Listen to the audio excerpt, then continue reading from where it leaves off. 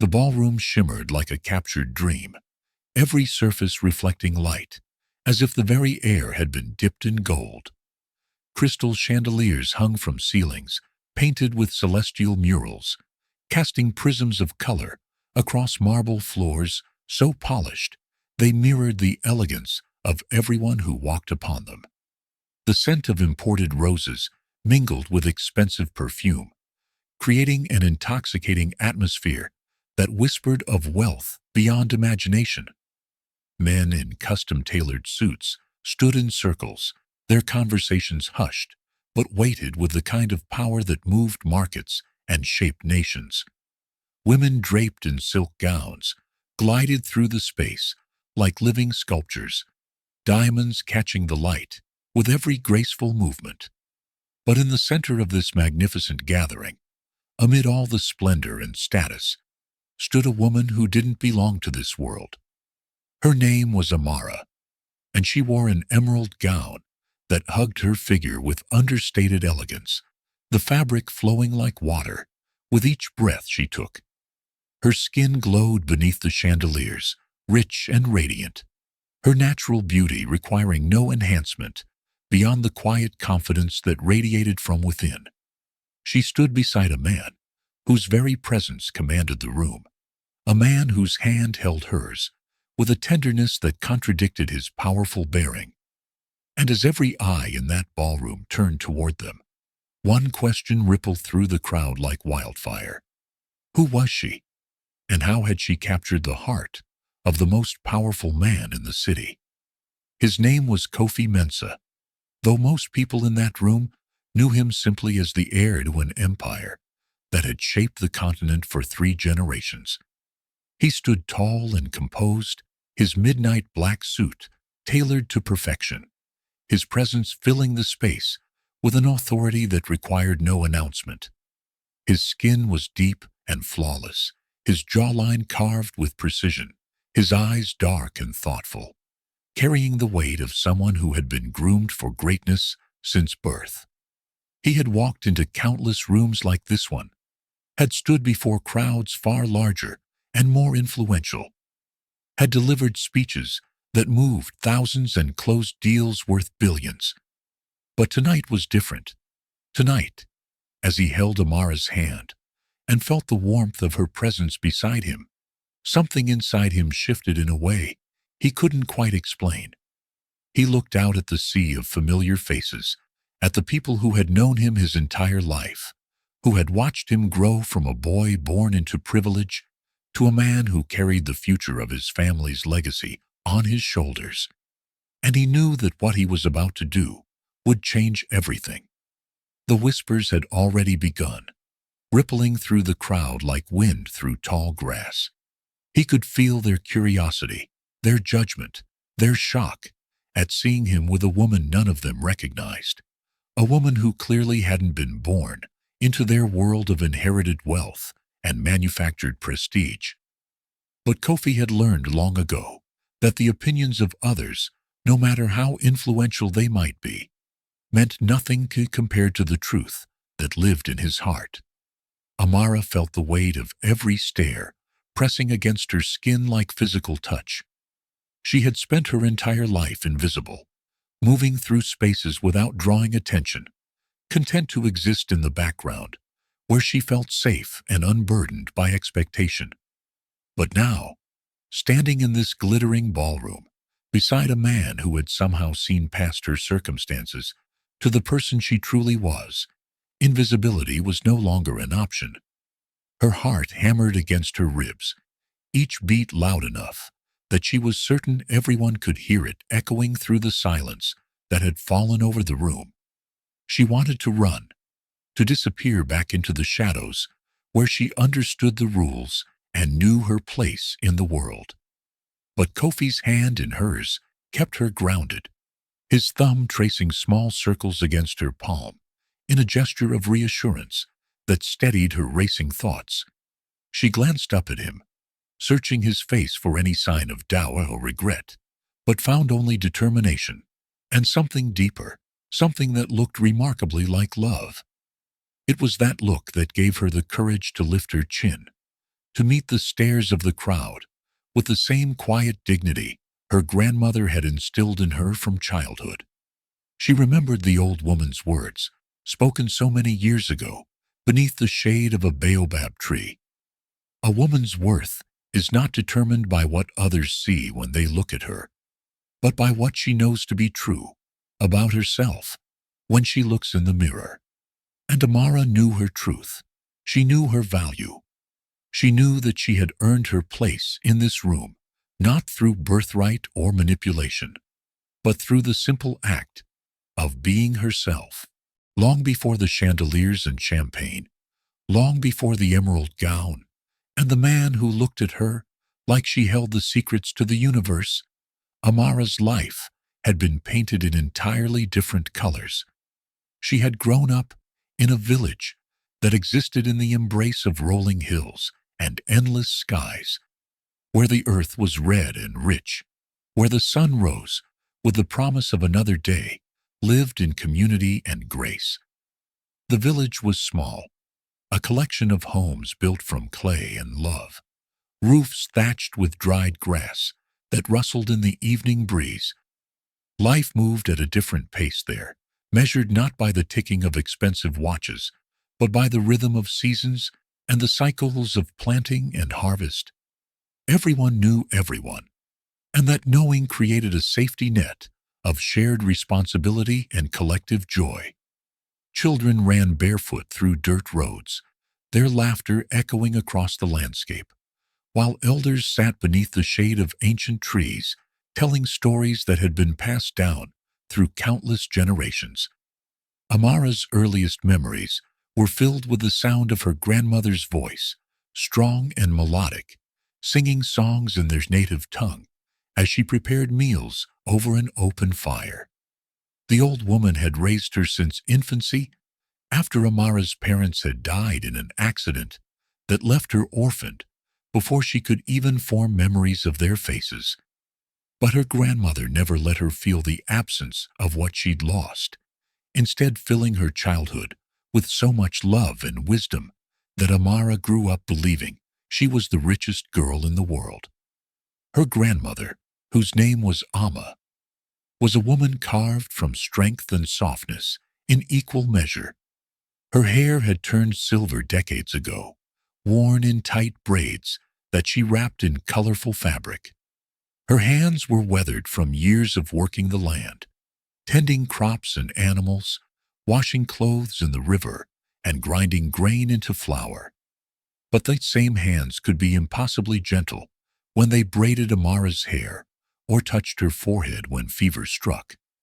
Amma had been a teacher in her younger years, educated in the mission school that had once stood at the edge of the village, and she made certain that Amara received the same gift of knowledge. Every evening after chores were finished, they would sit together by lamplight, Amma teaching her granddaughter to read and write, to calculate numbers, to think critically about the world beyond their small corner of existence. But more than academic lessons, Amma taught Amara how to move through life with grace and dignity. She taught her that poverty of circumstance did not equal poverty of spirit, that a person's worth was not measured by material possessions, but by the content of their character and the kindness they extended to others. She taught her to stand tall, even when the world tried to make her feel small, to speak with confidence even when her voice trembled, to give even when she had little to offer. These lessons sank deep into Amara's bones, becoming the foundation upon which she would build her entire understanding of herself and her place in the world. And on quiet mornings when they walked together to fetch water from the well, Amma would look at her granddaughter with eyes that seemed to see into the future, and she would say things that Amara didn't fully understand at the time, but would remember for the rest of her life. One such morning, when Amara was 17 and beginning to dream of worlds beyond the village boundaries, Amma stopped beside the path and turned to face her granddaughter with unusual solemnity. The sun was just beginning to crest the horizon, painting the sky in shades of orange and pink, and the air still held the cool kiss of night. Amma reached out and took Amara's face in her weathered hands, studying her with an intensity that made the young girl's breath catch. She spoke slowly, carefully, as if each word carried weight that mustn't be dropped carelessly. She told Amara that she possessed something rare, something that could not be taught or manufactured, something that would one day open doors that seemed permanently locked.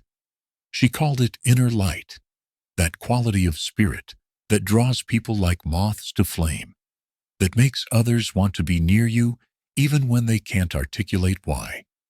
She warned Amara that this gift would be tested, that people would try to dim her light out of jealousy or misunderstanding, that the world had a way of punishing those who shined too brightly when others preferred the safety of darkness. But she also promised that if Amara stayed true to herself, if she never allowed circumstances to corrupt the purity of her spirit, that light would guide her to a destiny greater than either of them could currently imagine. Amara had nodded, not fully grasping the prophecy being spoken over her life, not understanding that her grandmother was trying to prepare her for a future that would test every lesson she'd ever learned. She simply hugged the old woman tight and promised to remember, to carry those words with her wherever life might lead. She had no way of knowing that within 4 years, Amma would be gone, and those words would become her most precious inheritance. Amma passed away on a night when the stars seemed brighter than usual, as if heaven itself was preparing to receive someone extraordinary. She simply didn't wake up one morning, her spirit slipping away in sleep with such peace that Amara almost didn't realize anything was wrong until she tried to rouse her for breakfast. The grief that followed was unlike anything Amara had ever experienced, a hollow ache that seemed to consume her from the inside out. The village mourned with her, as was their way, gathering to sing and pray and celebrate the life of a woman who had touched so many. But when the ceremonies ended and the visitors returned to their own lives, Amara found herself truly alone for the first time in her 21 years. The house felt too large and too empty, every corner echoing with memories that brought both comfort and pain. She tried to maintain the routines she and her grandmother had established, tried to keep teaching the village children, as Amma had done, tried to tend the small garden and care for the chickens. But something fundamental had shifted inside her, a restlessness that grew stronger with each passing week. She would stand on the hilltop where she and Amma had often watched sunsets together, and she would feel the pull of something larger calling to her, urging her toward an unknown future that both terrified and excited her. The village elders noticed the change in her, saw the way her eyes had begun to seek the horizon with increasing frequency. They gathered one evening and spoke to her with the gentle firmness that comes from genuine care, telling her that while she would always have a home in the village, perhaps it was time for her to explore what lay beyond these familiar boundaries. The decision to leave was the hardest thing Amara had ever done. She packed a single bag with her few possessions, 2 dresses, a pair of shoes, the wooden bracelet her grandmother had carved and given her on her 18th birthday, and a small bundle of letters Amma had written and sealed, instructing Amara to open them one at a time when she most needed guidance. The morning she left, the entire village turned out to bid her farewell, pressing small gifts into her hands, dried food for the journey, a blanket woven by the women's collective, coins saved from their own meager earnings. They prayed over her, sang blessings, and promised that no matter how far she traveled or how much time passed, she would always be their daughter, their sister, their own. Amara boarded the bus, with tears streaming down her face, clutching her bag to her chest as the vehicle lurched forward and carried her away from everything she'd ever known. She watched through the dusty window as the village grew smaller and smaller. the familiar hills and trees receding into memory, until finally they disappeared entirely, and she found herself moving through landscape she didn't recognize toward a future she couldn't predict. The city, when she finally reached it, after hours of travel, was the assault on her senses. It was massive beyond comprehension, a sprawling maze of concrete and glass that seemed to stretch endlessly in every direction. Cars moved in chaotic streams, horns blaring in constant conversation. People rushed past each other without making eye contact, everyone moving with urgent purpose toward destinations Amara couldn't begin to guess. The noise was overwhelming, engines and sirens and music and voices all blending into a constant roar that never seemed to pause or soften. She found a room to rent in a neighborhood that sat on the edge of the city's wealthy district, a small space in a building that housed other young women who had also come from rural areas seeking opportunity. The room was barely large enough for a narrow bed and a small table, with a window that looked out onto an alley where garbage bins overflowed and stray cats prowled.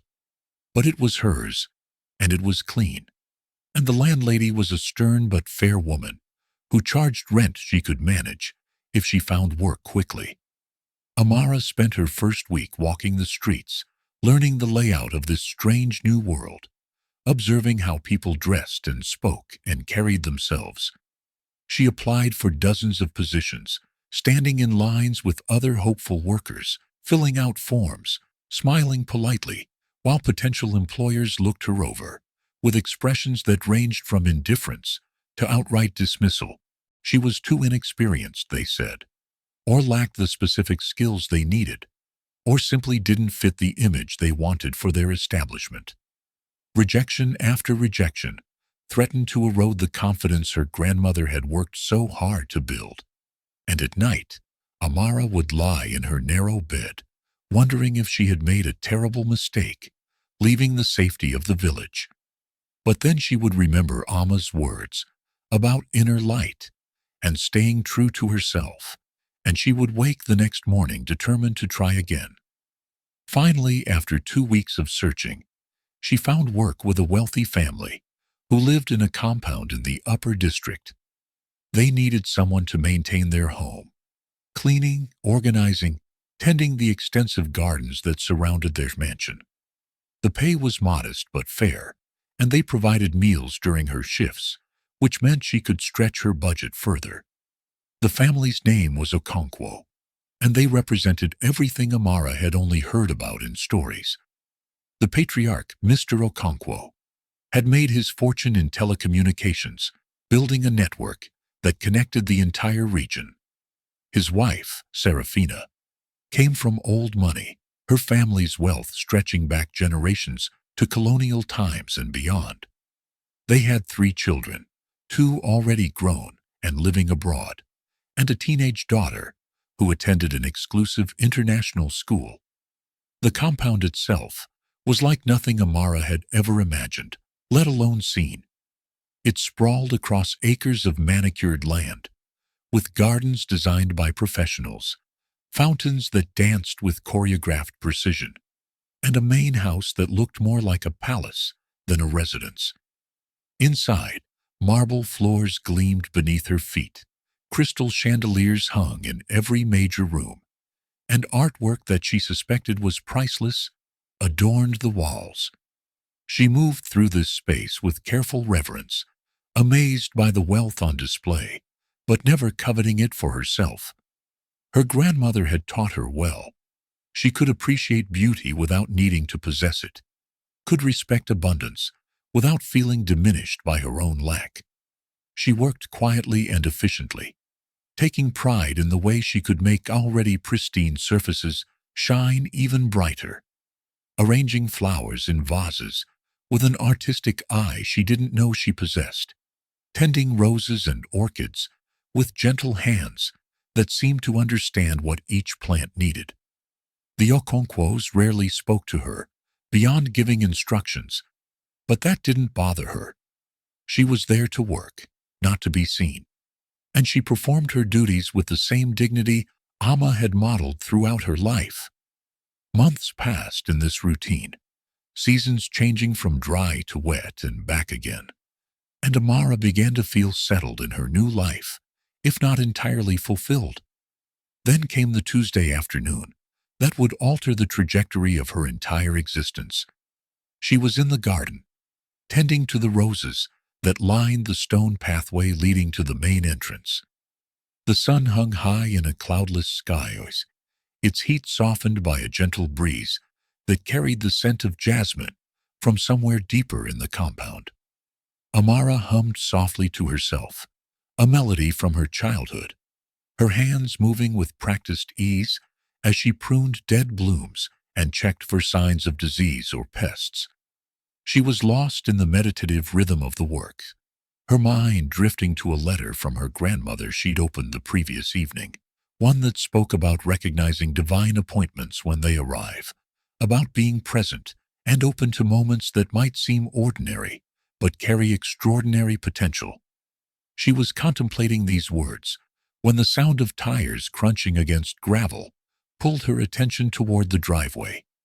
A car was approaching, and not just any car. It was a vehicle that seemed to glide rather than drive, its obsidian surface so perfectly polished that it reflected the surrounding landscape like a mobile mirror. Amara straightened instinctively, brushing dirt from her hands onto the simple dress she wore for garden work. Her curiosity piqued despite herself. The car came to a smooth stop near the main entrance, and a driver emerged first, moving with the practiced efficiency of someone accustomed to serving people of significant importance. He walked around the vehicle and opened the rear passenger door, standing at attention with a posture that suggested both respect and professionalism. And then the passenger stepped out, and Amara felt something shift in the air around her, as if reality itself had taken a subtle breath. He was tall. That was her first observation, with a presence that seemed to command attention without demanding it. He wore a charcoal suit that fit him as if it had been designed specifically for his frame, the fabric catching the light as he moved with fluid grace. His skin was deep and flawless, his features striking. A strong jawline, high cheekbones, lips that suggested both seriousness and the potential for warmth. But it was his eyes that arrested her attention most completely. They were dark and thoughtful, carrying a depth that spoke of intelligence and experience, eyes that seemed to see beyond surface appearances to something more essential underneath. He paused after exiting the vehicle, taking a moment to survey the compound with an expression that was difficult to read. His gaze swept across the gardens, the fountain, the meticulous landscaping, moving with the assessment of someone who noticed details others might miss. And then, without warning or apparent intention, his eyes found hers. The moment stretched and expanded, becoming something larger than its actual duration. Amara found herself unable to look away, caught in a connection she couldn't explain or understand. She was acutely aware of how she must appear. Simple dress, stained with dirt and grass, hair pulled back in a practical bun, no makeup or adornment beyond her grandmother's wooden bracelet on her wrist. She was everything this man was not. Plain where he was polished, invisible where he clearly commanded notice. Yet he didn't look away dismissively as she expected. Instead, his expression shifted subtly, something like surprise or recognition, crossing his features before settling into what might have been interest. Amara felt heat rise to her cheeks, suddenly self-conscious in a way she hadn't been moments before. She dropped her gaze first, breaking the connection out of pure instinct and the ingrained belief that people like her didn't hold eye contact with people like him. She busied herself with the roses again, trying to ignore the way her heart had begun to race, trying to pretend that the moment hadn't affected her as profoundly as it had. But she could feel him still watching her, could sense his attention like warmth against her skin. And then he moved, his footsteps slow and deliberate, against the gravel path, coming closer instead of heading toward the house as she'd expected. She kept her eyes on the roses, her hands suddenly clumsy, as she tried to maintain her work, despite the distraction of his approach. When he spoke, his voice was exactly what she might have imagined, if she'd allowed herself to imagine anything. Deep and smooth, with an educated accent that spoke of prestigious schools and international exposure, yet carrying an underlying warmth that suggested he hadn't allowed his privilege to make him cold. He greeted her with simple courtesy, wishing her a good afternoon, and the words were so ordinary, so normal, that they almost made her laugh at the absurdity of how extraordinary the moment felt. She responded automatically, her own voice steady despite her internal turbulence, returning his greeting with the respectful addition of "Sir," because that's what propriety demanded. She finally allowed herself to look up again, to meet his eyes directly, and found him studying her with an intensity that should have been uncomfortable, but somehow wasn't. There was no judgment in his gaze, no dismissiveness or the condescension she'd occasionally encountered from others in the Okonkwo's social circle.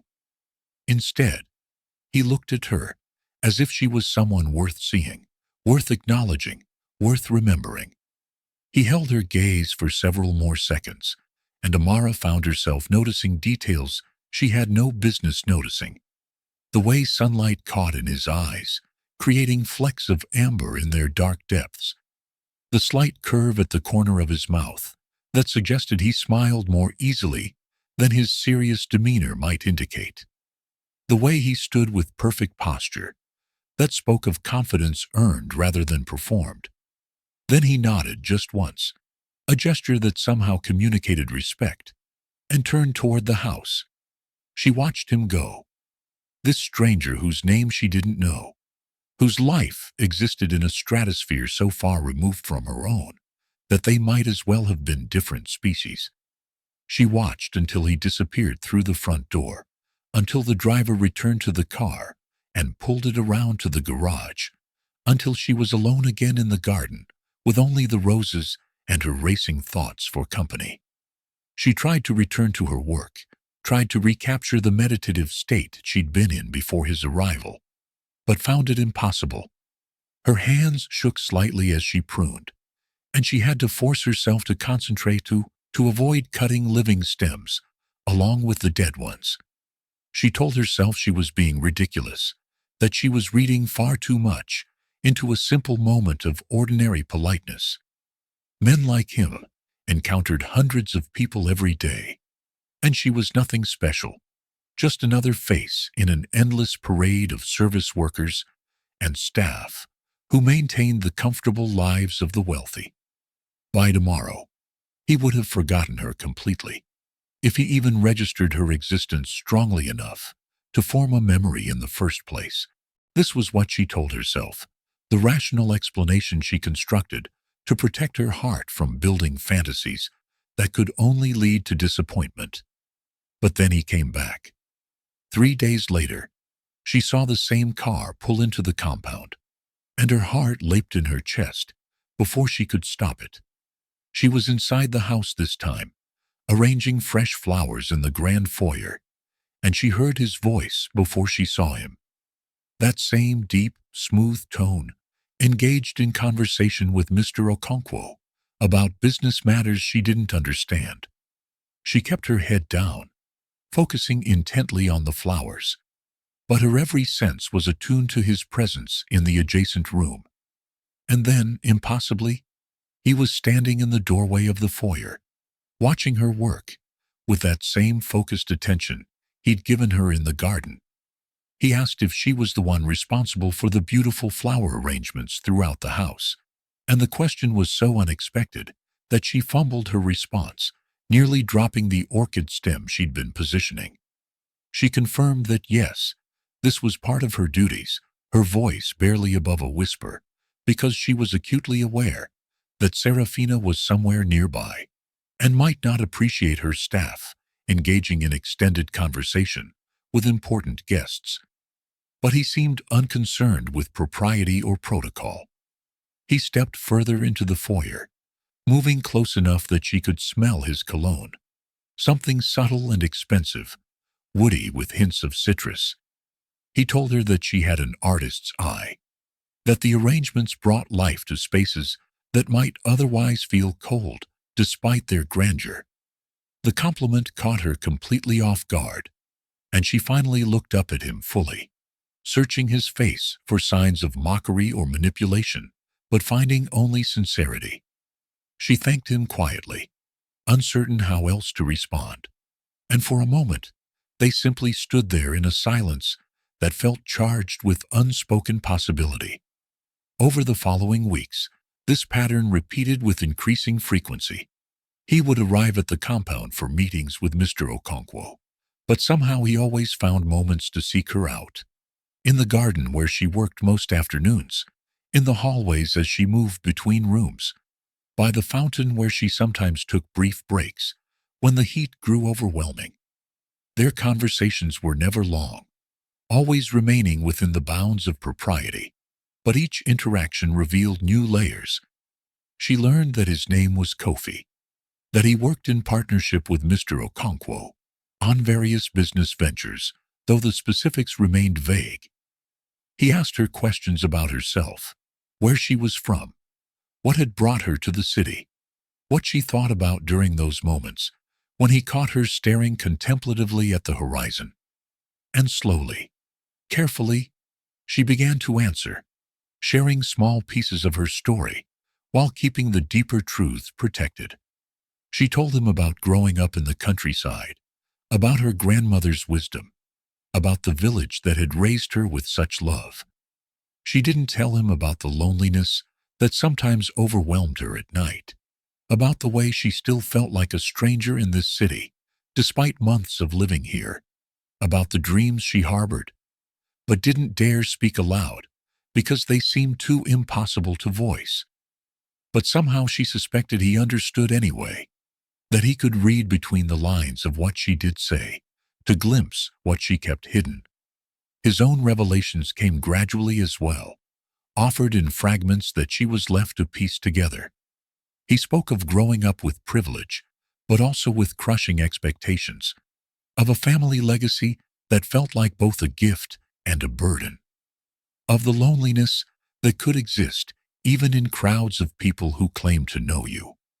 The night he invited her to dinner was a cool evening in early autumn, when the oppressive heat of summer had finally broken and the air carried the promise of change. Amara was sitting on the stone bench near the fountain, her shift technically over, but her reluctance to return to her small, empty room, keeping her lingering in the compound's beautiful grounds. She was watching the water's movement, the way it caught the fading sunlight and transformed it into dancing fragments of gold. When she heard his approach, she had learned to recognize his footsteps, the confident stride that marked his movement through space, and her heart began its now familiar acceleration. He asked permission to sit beside her, a courtesy he always extended, despite his status, giving him the right to do as he pleased in spaces like this. She nodded, sliding slightly to one side to make room, and he settled onto the bench with a sigh that spoke of long days and heavy responsibilities. For several minutes, they sat in companionable silence, both watching the fountain perform its eternal dance. Then he turned to her with an expression that was both nervous and determined, a combination she'd never seen on him before, and that immediately put her on alert. He said her name, Amara, and the way he spoke it, with careful attention to each syllable, sent a shiver down her spine.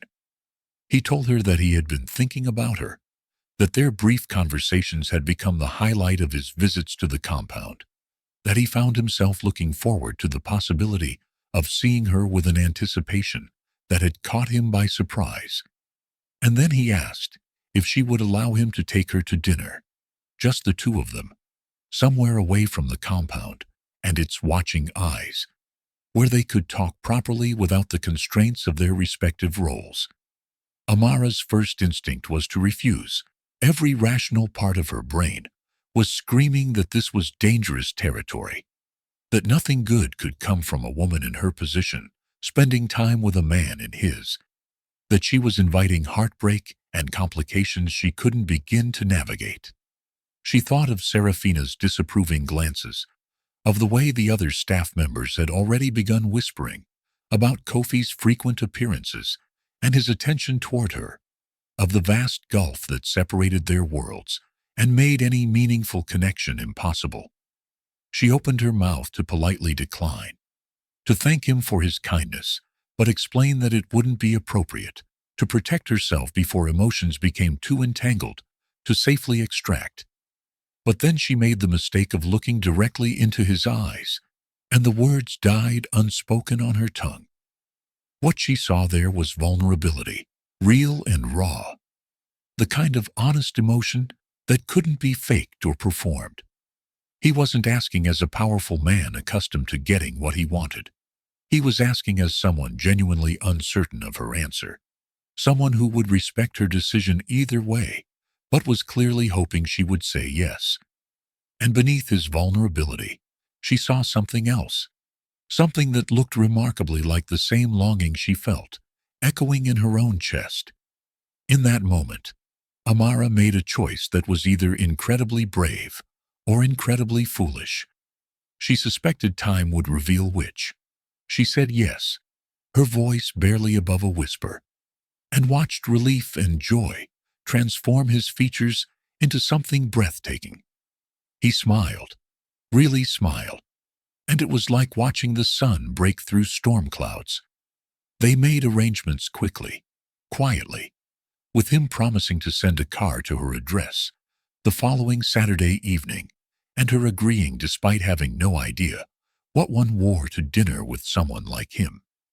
The days leading up to Saturday passed in a blur of anxiety and anticipation that left Amara feeling simultaneously excited and terrified. She confided in her roommate Maya, another young woman who had come from a rural area and worked as a seamstress. Maya's reaction was divided between concern for Amara's well-being and genuine enthusiasm at the romantic possibility. She insisted on helping Amara prepare, taking her measurements and staying up late several nights in a row to create a dress that would be appropriate for an upscale restaurant. The dress she crafted was simple but elegant, made from deep burgundy fabric that complemented Amara's skin tone beautifully, with clean lines that suggested sophistication without trying too hard. When Saturday evening arrived, and Amara stood before her small mirror, wearing the completed dress, her hair styled in soft curls that framed her face, minimal makeup enhancing her natural features, she barely recognized herself. She looked older, more polished, like someone who might actually belong in the world Kofi inhabited. The car arrived precisely when he'd promised, a sleek vehicle with a professional driver who greeted her with respect and held the door open as she climbed into the back seat. The interior was luxurious, beyond anything she'd experienced. Soft leather, subtle lighting, and a sound system playing quiet jazz. As they drove through the city toward the restaurant, Amara watched the streets transform from familiar working-class neighborhoods to increasingly affluent areas where buildings grew taller and more impressive, where people walked with a different kind of confidence that came from never having to worry about basic needs. Her nervousness increased with each passing block, her hands clasped tightly in her lap to keep them from trembling. The restaurant was located on the top floor of one of the city's most prestigious hotels, offering panoramic views of the skyline through floor-to-ceiling windows that made Amara feel as if they were dining among the stars. Kofi was already there when she arrived, standing near the entrance waiting for her, and his face lit up when he saw her approach. He told her she looked beautiful, the compliment delivered with such genuine warmth that it bypassed her usual defenses against flattery. He offered his arm and led her to their table, positioned by one of those magnificent windows, and Amara felt every eye in the restaurant follow their progress across the room. She could feel the weight of curiosity and speculation, could practically hear the questions forming in people's minds about who she was and what her relationship to this obviously important man might be. But Kofi seemed oblivious to, or unconcerned by the attention, focusing entirely on her as they settled into their seats. He asked about her week, about her life outside of work, showing genuine interest in details most people would consider mundane. And slowly, as the evening progressed and courses came and went, food more delicious and artfully presented than anything she'd ever tasted, Amara felt her nervousness begin to ease. She found herself talking more freely than she'd intended, sharing stories about her grandmother, about village life, about the culture shock of adjusting to the city. Kofi listened with complete attention, asking thoughtful questions, laughing at her humorous observations, showing empathy when she touched on more difficult memories. And in return, he opened up in ways she suspected he rarely did, speaking about the loneliness of his position, about the weight of expectations that had been placed on him since birth, about his desire to be seen as more than just his family's name and the fortune attached to it. As the evening deepened and the city lights began to glow more brightly beyond the windows, Amara realized something that should have terrified her, but instead filled her with a strange sense of peace. She was falling for this man, not because of his wealth or status, both of which remained somewhat abstract to her, despite evidence everywhere she looked, but because of who he was, beneath all those external markers. She was falling for his kindness, for the way he treated service staff with genuine respect, for his thoughtful silences and the depth of his questions, for the vulnerability he was willing to show, despite being in a position where vulnerability could be seen as weakness. She was falling for the way he looked at her, as if she was the most fascinating person he'd ever encountered, as if her thoughts and feelings mattered in ways that went beyond polite interest. And the most terrifying, exhilarating realization was that she could see in his eyes that he was falling too. When the evening finally ended and he walked her back to the car, there was a moment of hesitation between them, a pause filled with unspoken questions about what came next and whether they were brave enough to pursue something that defied logic and social norms. He took her hand gently, his thumb brushing across her knuckles in a gesture that was both innocent and intimate. He told her that he hadn't enjoyed an evening this much, in longer than he could remember, that talking with her felt like breathing fresh air after being trapped in a stuffy room. He asked if he could see her again, not at the compound where their interactions were limited and observed, but like this, as equals sharing time together by choice rather than circumstance. And once again, despite every practical concern screaming at her to protect herself, Amara said yes.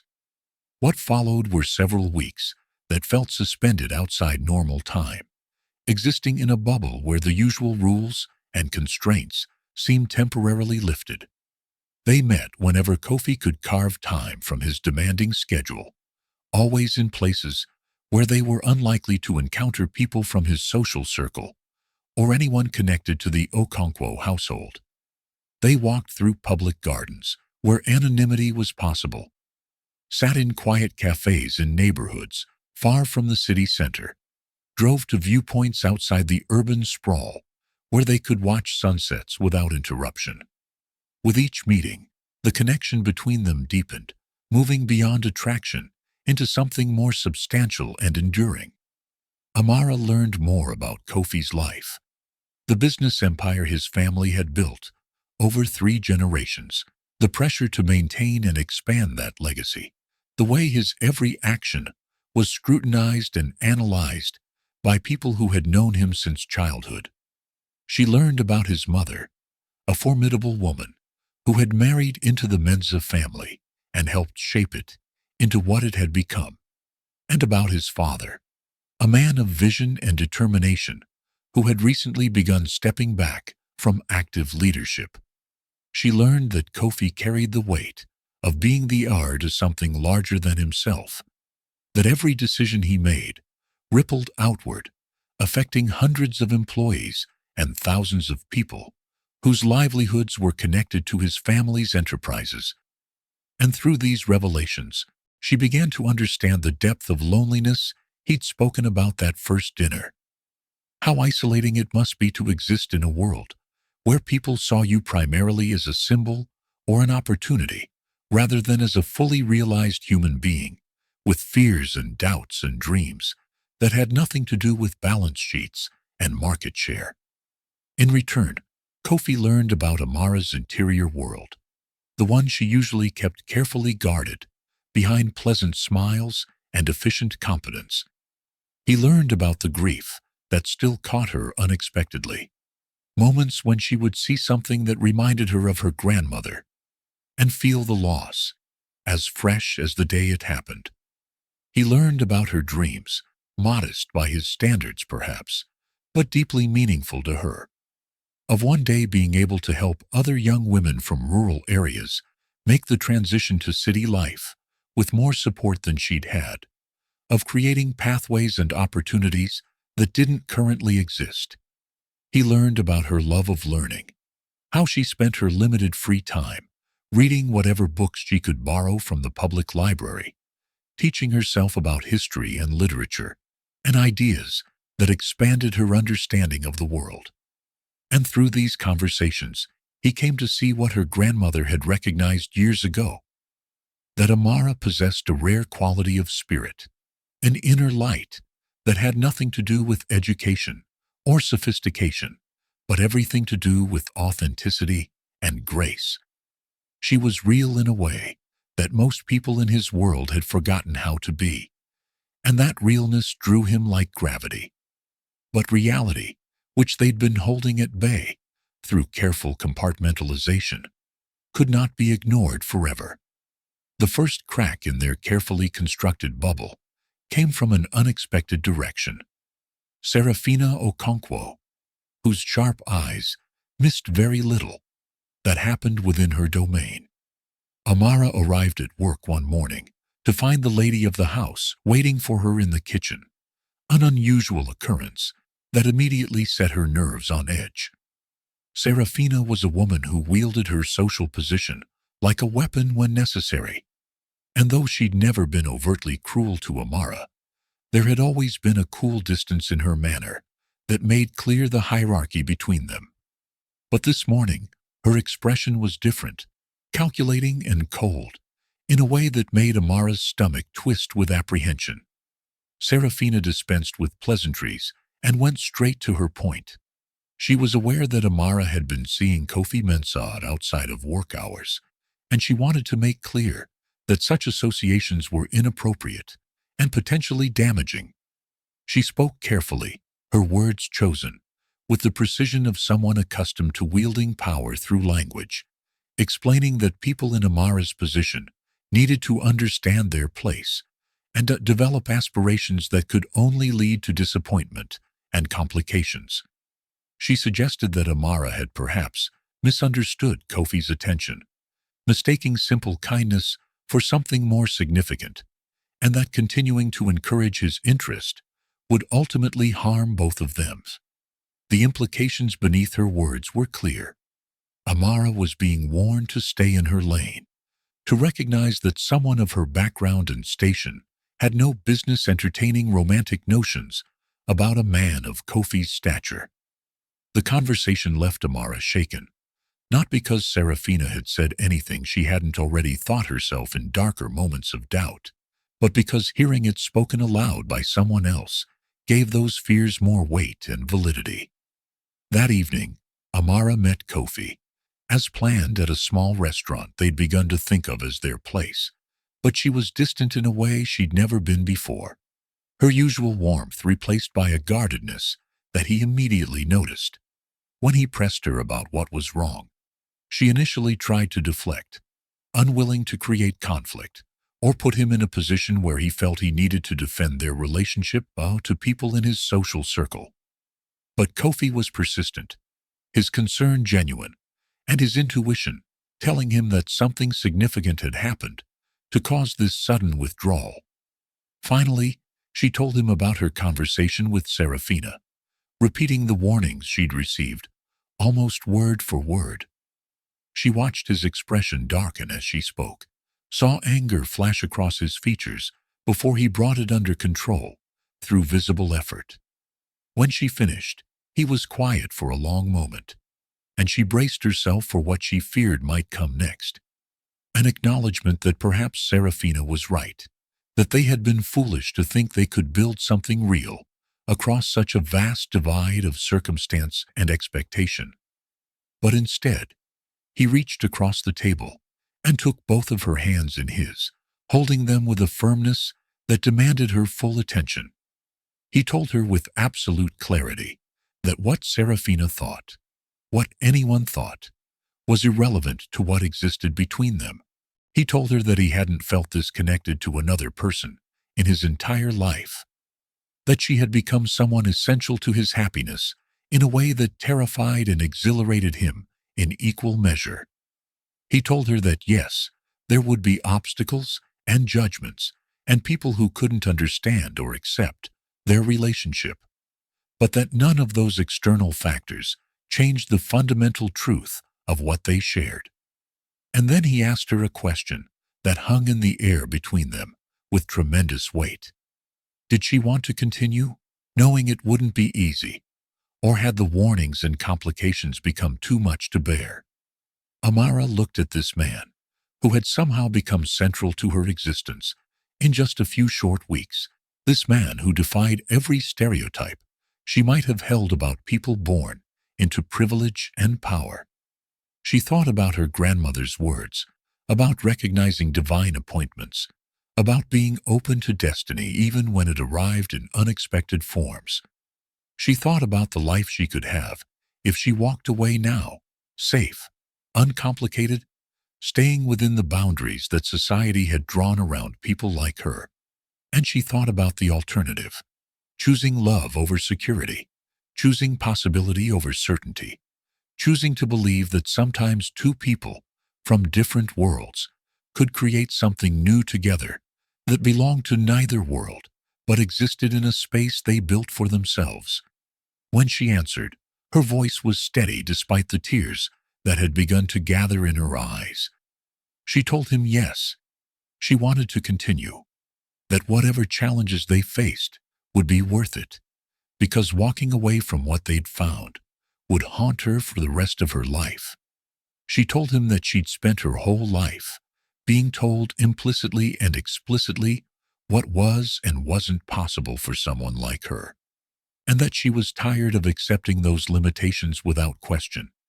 She told him that her grandmother had raised her to be brave, to stand tall, even when the world tried to make her feel small, and that continuing their relationship felt like honoring that legacy rather than betraying it. The relief that flooded Kofi's features was profound, and he stood abruptly, moving around the table to pull her into an embrace that felt like both a promise and a homecoming. In that moment, wrapped in his arms in a quiet restaurant, while other diners pretended not to notice, Amara made a choice that would determine the trajectory of her entire future. She chose love, with all its uncertainty and risk, over the false safety of staying invisible and small. The consequences of that choice manifested quickly. Within a week of her conversation with Serafina, Amara was called into the lady's office and informed that her services would no longer be required by the household. The termination was dressed up in polite language about restructuring and budget considerations, but both women understood the real reason. Amara was being dismissed because she had not heeded the warning, because she had continued seeing Kofi, and because Serafina viewed her presence as a disruption that needed to be eliminated. Amara accepted the news with dignity, refusing to beg or argue or give Serafina the satisfaction of seeing her distressed. She collected her final wages gathered the few personal items she kept in the staff quarters, and walked out of the compound for the last time, with her head held high. But once she reached the street beyond the gates, the reality of her situation crashed down upon her. She had lost her primary source of income, and without a reference from the Okonkwo household, which Serafina had pointedly not offered, finding comparable work would be extremely difficult. Her savings would cover rent and basic expenses for perhaps 2 months if she was extremely careful, and after that, she would face genuine financial crisis. The fear was real and justified, but what struck her even more powerfully was the sense of freedom that came with being disconnected from that household. She no longer had to hide her relationship with Kofi or feel ashamed of her feelings. She no longer had to move through spaces where she was barely tolerated and constantly reminded of her lesser status. Whatever challenges lay ahead, at least she would face them on her own terms, rather than according to rules designed to keep her in her place. When Kofi learned what had happened, his anger was swift and intense. He confronted the Okonkwo family directly, making clear that their treatment of Amara was unacceptable and that he would be severing his business relationship with them. The move had financial implications for both parties, but Kofi was unmoved by those considerations. His loyalty to Amara superseded business interests, a choice that sent ripples through his social circle and signaled to everyone who paid attention that this was not a casual relationship he was prepared to sacrifice for convenience. But his actions, while satisfying on one level, also highlighted the very real power imbalances that existed between them. Kofi could afford to make grand gestures and burn professional bridges because his position was secure and his options were limitless. Amara, on the other hand, was now unemployed with dwindling resources and few prospects for quick replacement income. She appreciated what he'd done, understood it as an expression of his care for her, but it also made her acutely aware of her dependence and vulnerability in ways that sat uncomfortably with her sense of self. When Kofi offered to help her financially, to cover her expenses while she looked for new work, or even to set her up in a better living situation, she refused with a firmness that surprised them both. She explained that accepting his money, regardless of his intentions, would fundamentally change the nature of their relationship, would introduce a dynamic of obligation and dependence that would poison what they'd built. She needed to stand on her own feet, to know that she was choosing to be with him from a position of agency rather than need. He argued that her pride was getting in the way of practical solutions, that there was no shame in accepting help from someone who cared about her. But Amara was immovable on this point. She would find another way, even if it meant struggling temporarily, because her dignity and self-respect were not negotiable commodities. The following months tested both of them in different ways. Amara found part-time work at a market stall selling produce. The pay significantly less than what she'd earned at the Okonkwo household, but enough to keep her afloat if she was extremely frugal. The work was physically demanding, and the hours were long, but she threw herself into it with the same dedication she'd brought to all her previous endeavors. Meanwhile, Kofi faced increasing pressure from his family, who had become aware of his relationship with Amara and were not pleased with what they viewed as an unsuitable match. His mother, Margaret Mensah, was particularly vocal in her opposition. She was a woman who had built her life around understanding and navigating social hierarchies, and the idea of her son, the heir to the Mensah legacy, becoming seriously involved with someone from Amara's background struck her as both inappropriate and potentially damaging to the family's reputation. She arranged a meeting with Kofi, sitting him down in the formal living room of the family estate and speaking to him with a mixture of maternal concern and strategic calculation. She acknowledged that Amara seemed like a decent person, that Kofi's feelings were probably genuine, but she pressed him to consider the larger implications of his choices. She talked about legacy and responsibility, about the kind of partner who could navigate their world and fulfill the social obligations that came with their position. She suggested that what he felt for Amara was perhaps an infatuation that would fade once novelty wore off, and that it would be kinder to both of them to end things now rather than later, when emotions were even more entangled. Kofi listened with growing frustration, recognizing the same themes that Serafina had tried to use to intimidate Amara. The suggestion that some people belonged in certain circles and others didn't, that crossing those boundaries inevitably led to problems, that maintaining the established order was more important than individual happiness or authentic connection. When his mother finished her carefully constructed argument, Kofi responded with a calm that belied the anger simmering beneath his surface. He told her that he understood her concerns came from a place of caring, that he didn't question her intentions or her desire to protect the family. But he also made clear that he was not a child whose life could be directed and controlled, that he had spent his entire existence living according to expectations set by others, and that he had finally found someone who saw him as a complete person rather than as a role to be played or a resource to be managed. He told her that Amara possessed qualities that had nothing to do with social training or inherited status: integrity, authenticity, kindness, courage, and that those qualities mattered more to him than whether she knew which fork to use at formal dinners or could make appropriate small talk at fundraising galas. He acknowledged that yes, there would be social challenges, that some people would judge and criticize, but he was willing to face those challenges because the alternative, a life built on maintaining appearances rather than genuine connection, felt hollow and unbearable. His mother listened with an expression that cycled through disbelief, concern, and finally a reluctant respect.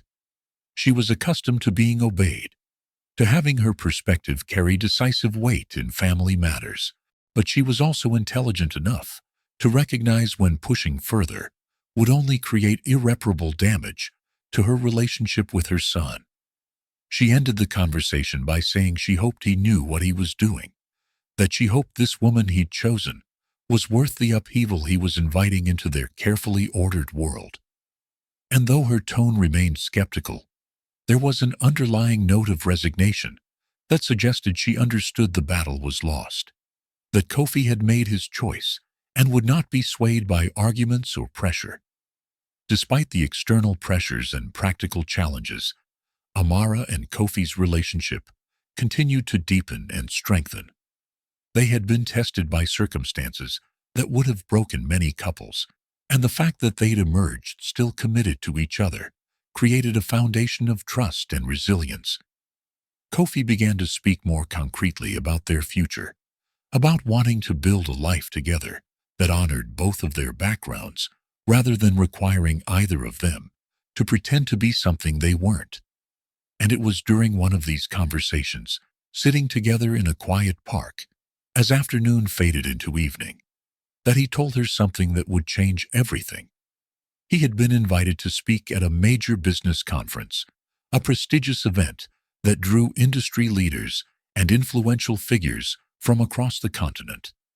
The invitation was an honor, recognition of his growing reputation as someone carrying forward his family's legacy, while also innovating and pushing boundaries in new directions.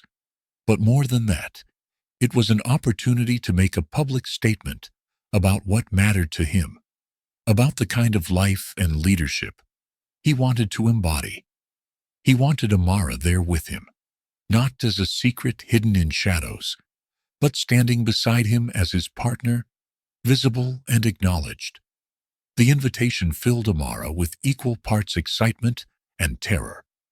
Attending such an event meant stepping fully into Kofi's world, meant being seen and scrutinized by the very people whose judgment she'd been most afraid of. It meant potentially facing rejection and disdain, on a scale that would make her previous experiences seem minor.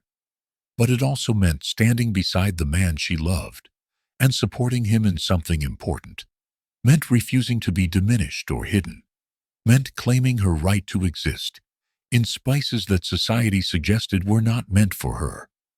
After wrestling with the decision for several days, consulting the wisdom her grandmother had left in letters that seemed to speak directly to this moment, Amara made her choice. She would go, she would stand beside him, and she would face whatever came with the same courage that had brought her this far. The night of the conference arrived, wrapped in golden light and crisp autumn air. Amara prepared with help from Maya, who had created another dress for the occasion. This one in deep emerald green that complemented Amara's skin tone beautifully, elegant without being ostentatious, sophisticated enough for the venue while still feeling true to who she was. As she dressed and Maya styled her hair in soft curls, Amara thought about the journey that had brought her to this moment. She thought about the girl she'd been in the village, content with simple pleasures and community warmth, never imagining a life like this. She thought about her grandmother, about whether Amma would approve of the choices she'd made, or whether she'd see them as dangerous deviations from the safety of knowing one's place. But then she remembered Amma's words about inner light, about destiny, about not allowing the world to dim what was meant to shine. And she understood that her grandmother had been preparing her for exactly this, for moments when courage would be required, when she would need to stand tall despite fear, when she would need to trust in her own worth, even when others questioned it. When Kofi arrived to pick her up, his reaction to seeing her was everything she could have hoped for. He stood frozen in her doorway for several seconds, his expression moving through surprise to admiration to something deeper and more profound. He told her she was breathtaking, but more than that, he told her she looked like herself, confident and beautiful, and completely at ease in her own skin. They drove to the conference venue in comfortable silence, their hands intertwined, both understanding that this evening represented a turning point, a public declaration that would have consequences neither of them could fully predict, but both were willing to face together. The venue was even more impressive than Amara had imagined, a grand hall that had been transformed into an elegant space where power and influence gathered in tailored suits and designer gowns. Crystal chandeliers cast warm light over marble floors, and the air hummed with conversations conducted in low, important tones.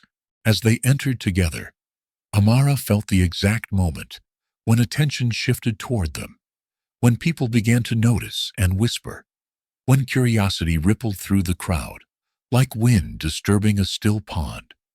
She felt the weight of every stare, felt her pulse quicken and her palms grow damp, despite her best efforts at composure.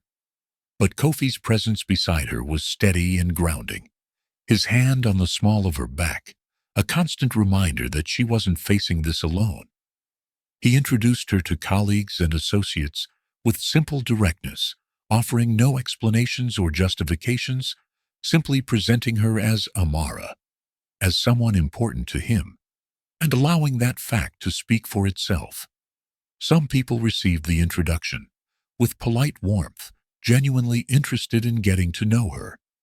Others were cooler, their skepticism visible in tight smiles and assessing glances that seemed to catalog every detail of her appearance and manner, searching for weaknesses or proof that she didn't belong. And still others were openly dismissive, their displeasure at her presence barely concealed behind thin veils of social propriety. Through it all, Amara maintained the poise and dignity her grandmother had instilled in her, responding to questions with thoughtful honesty, engaging in conversations without pretending to knowledge or experience she didn't possess, refusing to be ashamed of her background or apologetic about her presence. She was herself, no more, no less. And that authenticity began to win over at least some of the skeptics who had initially judged her based solely on assumptions and prejudice. When the time came for Kofi to deliver his speech, Amara found a seat near the front of the hall, her heart swelling with pride as she watched him take the stage. He spoke about innovation and tradition, about honoring the past while embracing the future, about the importance of building businesses and communities that valued people as complete human beings rather than as mere economic units. His words were powerful and eloquent, delivered with the confidence of someone who knew his subject matter deeply and cared about it genuinely. But then, near the end of his speech, he pivoted in a direction that clearly wasn't part of the prepared remarks. He began talking about personal growth and the ways in which our understanding of success and value can evolve when we're open to learning from unexpected sources. He spoke about meeting someone who had taught him more about grace and resilience and authentic living than all his years of prestigious education and business experience combined. He talked about the artificial barriers society erects between people, the ways in which we use class and background and circumstance to sort individuals into categories that limit our ability to see their full humanity. And then, in a moment that made Amara's breath catch and her eyes fill with tears, he turned to look directly at her. He said her name, Amara, and invited her to stand. For several seconds she was frozen, unable to process what was happening. But then she rose on trembling legs as the entire room turned to look at her. Kofi continued speaking, his eyes never leaving hers, his voice filled with emotion that resonated through the hall. He told everyone gathered there that this woman had changed his life, had shown him what it meant to live with integrity and courage, had given him something more valuable than all the wealth and status his family name carried. He told them that he loved her, that he was proud to stand beside her, and that anyone who couldn't accept her presence in his life was welcome to exit from it, because he refused to compromise on this, on her, on what they'd built together. The silence that followed his declaration was profound and heavy, stretching across several heartbeats before it was broken by a single person beginning to applaud. Others joined gradually, some enthusiastically, and others more tentatively, until the room filled with the sound of clapping that felt like both celebration and acknowledgement. Amara stood there with tears streaming down her face, overwhelmed by the magnitude of what Kofi had just done, by the public commitment he'd made, not just to her, but to a different way of seeing and valuing people. After the speech concluded and the formal program ended, they were surrounded by people wanting to speak with them, some to offer congratulations and support, others to satisfy curiosity or assess this unexpected development in Kofi Mensah's life. Through it all, Amara remained by his side, gradually gaining confidence as the evening progressed, and she realized that while judgment and skepticism were present, they were not universal or insurmountable. In the weeks and months that followed, their relationship became public knowledge, generating both criticism and unexpected support from various quarters. Kofi's mother, witnessing her son's happiness and recognizing Amara's genuine character through extended interactions, gradually softened her opposition and eventually welcomed Amara into the family with genuine warmth. Amara herself discovered strength she hadn't known she possessed, learning to navigate social situations that had once intimidated her, while never losing the authenticity that had drawn Kofi to her in the first place. She started the foundation she'd dreamed about, using resources Kofi helped her access, to create programs supporting young women from rural areas, making transitions to urban life. And through all of it, the challenges and victories, the judgment and acceptance, the moments of doubt, and the affirmations of love, two people from vastly different worlds proved that connection transcends circumstance.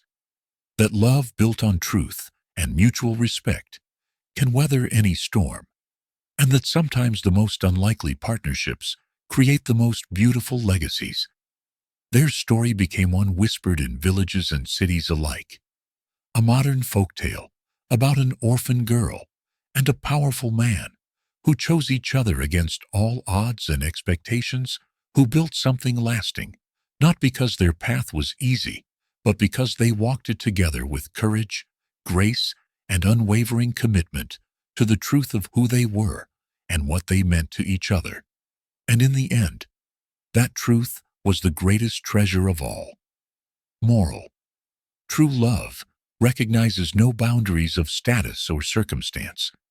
When we honor authenticity over appearance and choose courage over comfort, we open ourselves to destinies larger than we could imagine. The greatest wealth lies not in what we possess, but in the integrity with which we live and the genuine connections we forge with others. If this story touched your heart, subscribe, like, and share. Your support keeps these stories alive, and may you always remember that you are worthy of love, respect, and every beautiful possibility this life offers. Walk in grace, and never let the world convince you to be smaller than you were meant to be.